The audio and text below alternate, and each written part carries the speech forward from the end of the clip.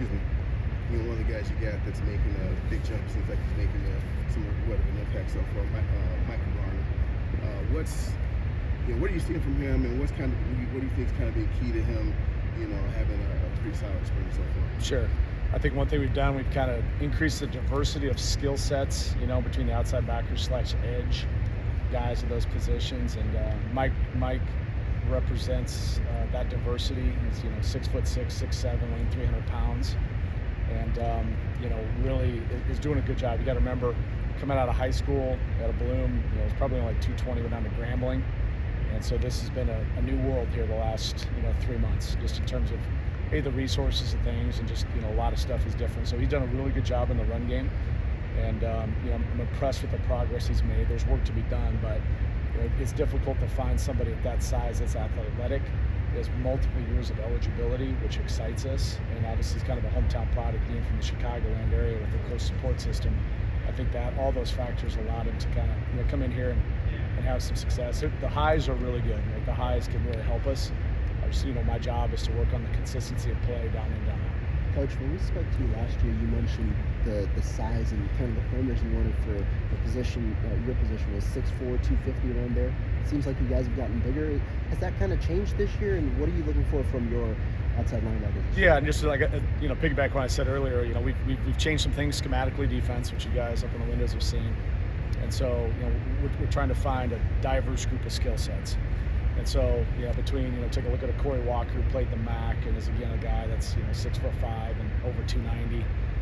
You got that, but then you're also looking for some different skill sets like a Sebastian Cheeks, which I give Sebastian a ton of credit. Probably should have played him a little bit more in 24, but he's had a really strong spring.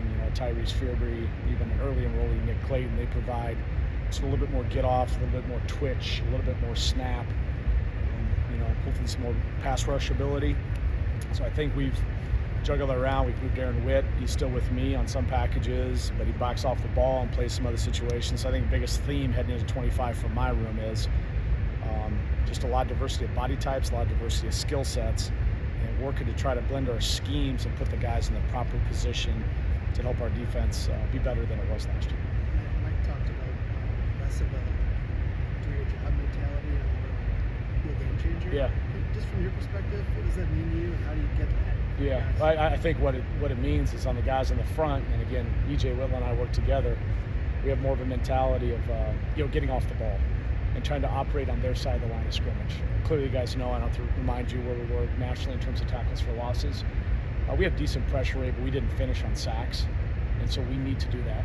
We want to try to create more negative plays, and we are on a mission to try to create more negative plays without having big pressure packages. And so, it's a combination. It's a combination of the people that we recruit and the athletic skill set. It's also the way in which we coach them. Coaching techniques and the fundamentals, but we have got to get more that way and try to get a little bit more football players as opposed to football players. Kind of get that. Now, there's still you can't go completely rogue and sacrifice the scheme of our defense. But when is it acceptable to take a shot?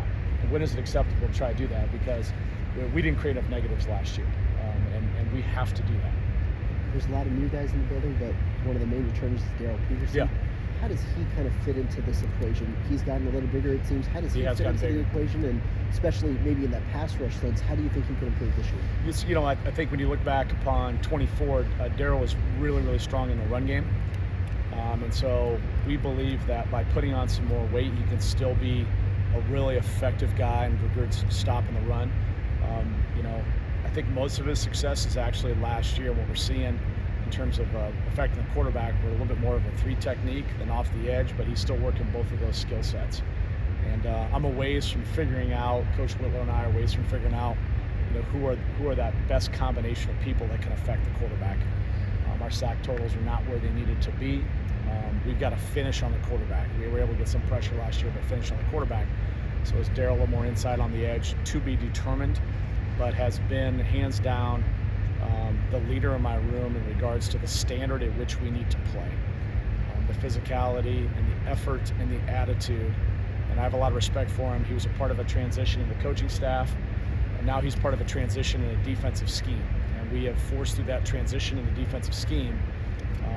He is being put in some different positions that we feel more suit what his strengths are. You mentioned Cheeks. He was a guy that moved over to your room last season during Yeah. training camp. Yeah. What do you think he is able to do? Maybe a little bit undersized for this new role for that, but makes up for it in speed. How does he Sure. kind of balance that out? Yeah, and he's got a sick get off. I mean, he puts a lot of pressure on tackles and tight ends in the run game because his get off. I mean, if you watched it, you would be pleasantly surprised with his physicality at his size. And again, we want to try to have him somewhere between over 240 for sure. If we get him in that 245 to 250 range, I don't think we sacrifice the get off. Sebastian is really good at the point of attack in the run game. And he did down the stretch there. He was able to affect the quarterback. We played the Minnesota loss was unacceptable, but he did have some pressures on the quarterback and knew the position. I think it's been a really healthy transition for Sebastian. Like times of life on the edge, your vision is kind of cut in half. You don't have to worry about what's outside you. A lot of stuff's inside you. So I think that transition where you're playing a box of linebackers, a lot of things coming at you, that transition has allowed him to play faster and more confident. Definitely seen that. So he's a lot on his plate right now. Some of the packages, he's off the ball, and then some other packages he's on the edge, and then he's definitely got to be one of our most effective pass rushers. You mentioned Nick Clayton. Yeah. Obviously a real good pass rusher in high school. Yeah. When it comes to that size, what are you kind of seeing from him this spring, and do you expect him to bulk up a little more like Sebastian? Yeah. So here's the deal about Nick. He played up into the semifinals in the state of Florida, and there was actually a cancellation of game because of a hurricane. So he, I think, ended up stopped playing on December 15th, and then he went straight down almost to that All-Star game down in San Antonio, Texas, and had I think 2 or 3 sacks in the All-Star game. And then the All-Star game got done on Saturday. He caught a flight to Madison and started here on Monday. Okay, so the August, September, October, November, December, he showed up just right at 200. He's up consistently over 220 right now. So Coach Collins, those guys have done a good job. We further expect him to continue to grow. I've seen some really good things out of Nick. He is, I don't make promises or guarantees, but he's definitely on a path, to help us in the fall. And I think probably that role is going to be as a pass rusher, and could be, an impactful guy. He can run. We take a look at his top end speeds. He's the fastest guy, really. Him and Cheeks are a couple of the fastest guys in Fearbeat in my room. And so those guys got to be, all 3 of those guys got to be guys on special teams too. So another young guy, Ernest Willer. What stands out to you about his development? And what do you see from him? Yeah, Ern and Sebastian. It was tough for him. You move mid-fall camp, not easy. You don't have the advantage of spring ball and summer workouts, and you're thrown into stuff in fall camp. It wasn't in a position last year as a freshman to really play. So I've seen growth in his game in terms of stopping the run, and he's continuing to improve. So we just have to continue to work, and it's just repetitions and feel on the edge, in the game. And so we're committed to that, and he's getting a lot of reps this spring to see what product he'll put on tape. Anything else from Coach? Yeah, man. Obviously, a guy that you know very well is nice here. And he's got a little bit of a limbo right now with the potential court case in May. Just how is he handling that, and what's that like, kind of watching somebody who knows him so well? He's been handling it great. The door was shut. There was a little light, so that was a hard time. What am I going to do? There was some flux. You don't know what your future's going to look like. The court case, came back. I think gave him boosted his spirits. He's really excited about coming back. I think he's approaching like he's all in right now. I see that.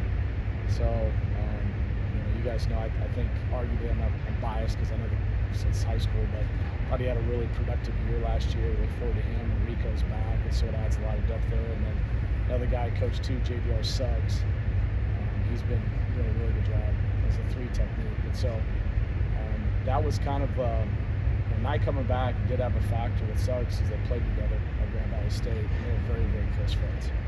And so I think actually Suggs being here and Nazir being here has had a positive impact with both those guys. So last thing I'll say is that, special teams, nobody ever asked me about special teams.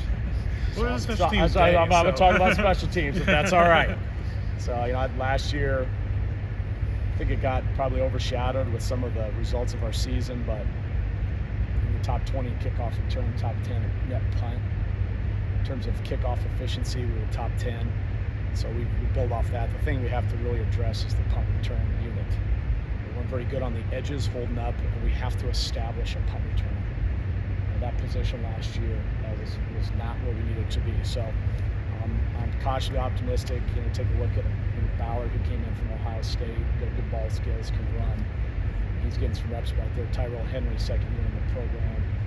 Vinny is really good on kickoff returns. That was probably the reason the top 20 was Vinny, and Vinny's taking reps. But that's an area, the punt block, punt return unit is an area of focus that we got to get better. Anything else, guys? All good?